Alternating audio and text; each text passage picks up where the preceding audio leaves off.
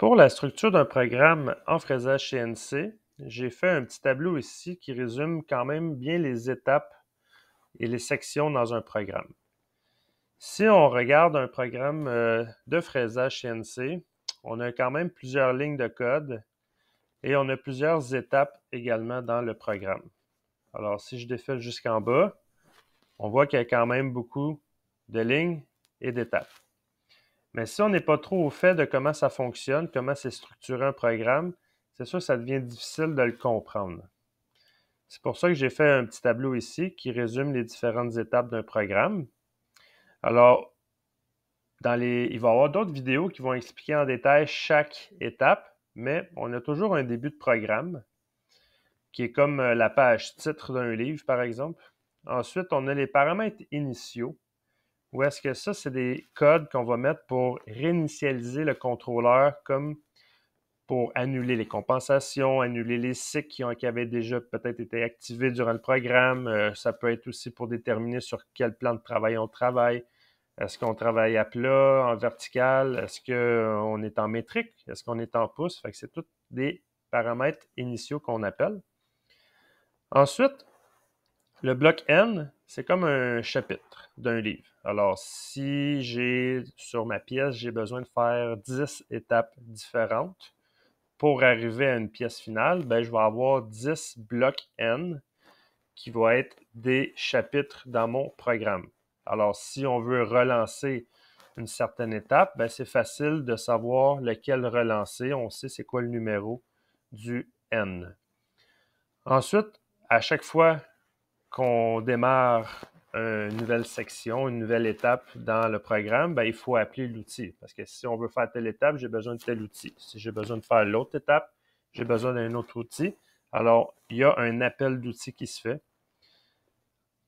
L'autre étape, ça va être l'approche sécuritaire de l'outil. À chaque fois qu'un outil doit approcher la pièce, ce qu'on appelle, on fait une approche sécuritaire pour ensuite usiner la pièce. L'étape de l'usinage de la pièce, ça, c'est très variable. On a différents cycles qui existent. On peut faire différents types d'usinage, un contour extérieur, intérieur, on peut faire des rainures, on peut faire du perçage, on peut faire du taraudage, on peut faire un peu n'importe quoi. Et là, ça va être très variable d'une pièce à une autre, d'une étape à une autre également.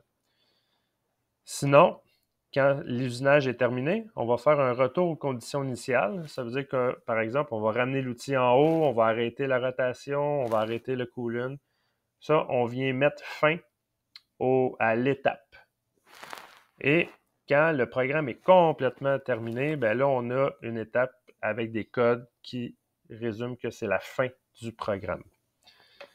Pour vous donner un exemple, ici, on a une structure d'un programme qui a plus qu'une étape. Là, ici, il y en a deux, mais il pourrait en avoir beaucoup plus. Alors, le début de programme et la fin du programme, les codes qu'on va mettre dans ces sections-là, on l'écrit juste une fois dans notre programme. Pour les paramètres initiaux, c'est aussi juste une fois qu'on va les indiquer au début du programme. Ce qu'on va répéter, c'est le bloc N, comme par exemple N1, qui est mon chapitre 1. Ensuite, on va appeler l'outil, évidemment. On va approcher l'outil de la pièce. On va faire l'usinage nécessaire, comme par exemple un surfaçage. Et on va faire un retour aux conditions initiales pour ensuite relancer une autre étape. Et ça ici, c'est la deuxième étape. C'est les mêmes étapes, les sous-étapes. Fait qu'on a le bloc N, on a l'appel de l'outil, l'approche, on a l'usinage de la pièce, comme par exemple un contour extérieur et un retour aux conditions initiales. Alors, si vous avez 10 étapes, ben, il faut reprendre obligatoirement 1, 2, 3, 4, 5. Ces 5 étapes-là, on doit les retrouver dans chacun des chapitres, dans chacun des blocs N. Alors, ça, c'est la structure d'un programme pour le fraisage CNC.